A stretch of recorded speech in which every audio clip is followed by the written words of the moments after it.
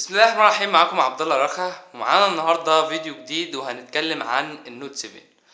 النوت 7 اعلنت عنه شركة سامسونج في 19 اغسطس اللي فات، وهي انتجت منه حوالي 2.5 مليون نسخة، واتباع منه حوالي مليون نسخة في دول مختلفة في حول العالم. مش المشكلة في كده، المشكلة في ان الفترة اللي فاتت ظهر لنا كذا حالة في السوشيال ميديا عن انفجار النوت 7.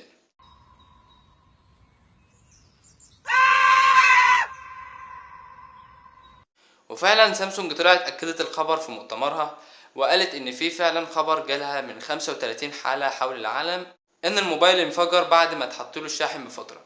سامسونج اكدت ان المشكلة دي مش في كل النسخ اللي موجودة في العالم، هي في كذا نسخة بس، ومع ذلك قررت انها تشيل كل النسخ اللي موجودة في السوق حول العالم وتستبدلهم بواحد جديد.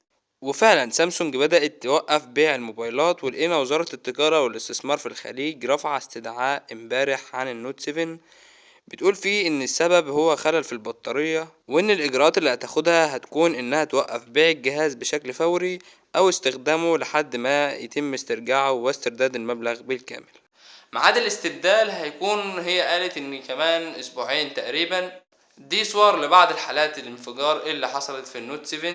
وطبعا ما تحاولوش تجربوا حاجة زي دي، ولما تحط الموبايل في الشاحن خليه بعيد عنك للأمان برضه. انت بقى تعمل ايه لو انت مثلا معاك النوت 7 او عاوز تشتري النوت 7؟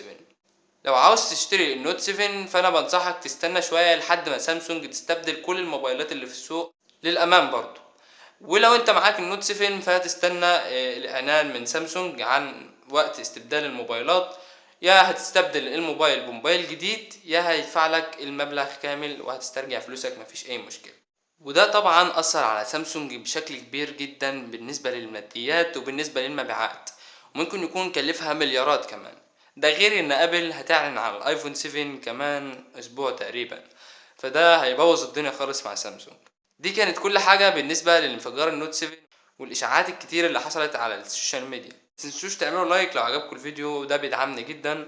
ولو اول مرة تشوفني ياريت تدوس على الزرار الاحمر اللي تحت ده اشتراك في القناة عشان يوصلك كل الفيديوهات الجديدة اللي انا بعملها اول باول. لو عندكم اي افكار جديدة ممكن تكتبولي في الكومنتات تحت. نشكركم من حسن المتابعة. سلام.